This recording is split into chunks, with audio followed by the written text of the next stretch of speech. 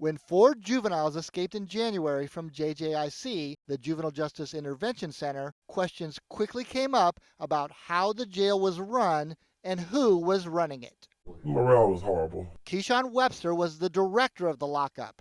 In our series, Juvenile Crime Behind the Bars, employee after employee told us Webster could be hard to find. Because he was never around. When Webster was given the keys to the juvenile jail, an unusual outside work agreement with the city allowed him to devote up to 5 hours a week running his Kenner Insurance Company, Compassion Society Benefits. Employees say he was absent far more than that. You can go a week or 2 at a time of not seeing him.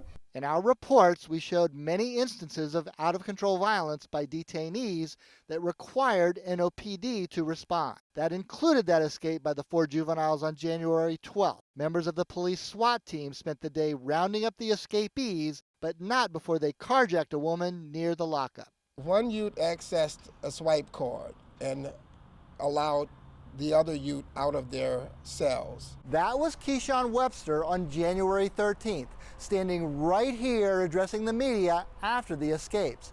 But something else happened on that day that has never been made public. This letter, obtained by Channel 4 through a public records request, a notice of Webster's termination by the city. As you can see, it was written on CAO Gilbert Montano's letterhead on behalf of the mayor. Come to find out, the administration was set to fire him with a termination letter that was never delivered. What do you make of that? I don't, it's a huge surprise. I don't know that I've seen a mayor send a letter to one of the department heads saying you're gone. Ordinarily, it's either somebody's leaving of their own accord or there's a resignation. Councilman Joe Giarrusso is right. For executive employees, sudden dismissals, even for major blunders, usually in the come of forced resignations, with the forced part remaining hidden. But this letter was never delivered. We asked for an explanation, but received no response. They go to the trouble of drafting that letter and not presenting it to them.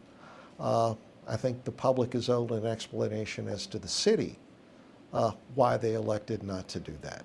Rafael Goyeneche of the Metropolitan Crime Commission says that even with the city's silence on the matter, the letter does reveal one thing loud and clear. It speaks volumes about, at least from the city's perspective, his failure.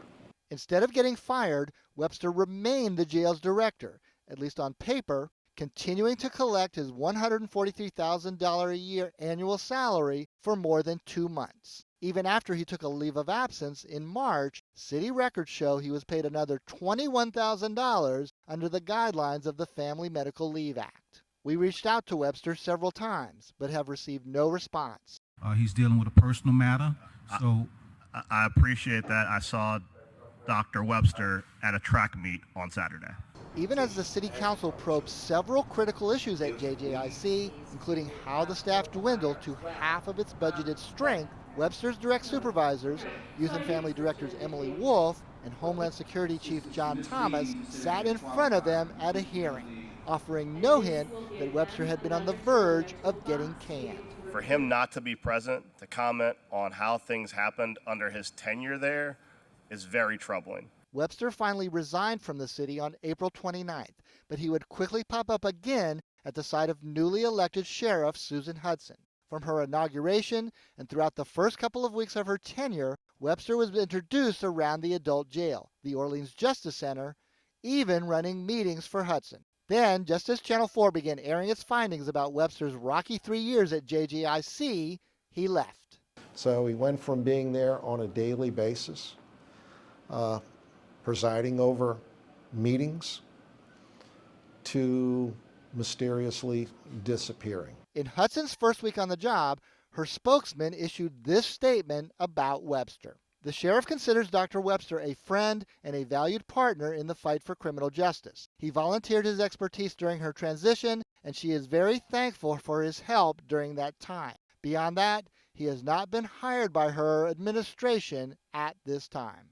For weeks, we've been asking Hudson to expand on that initial statement. What was Webster's role at the jail? How come he doesn't show up in any of her transition documents? Was he paid? And if so, who paid him.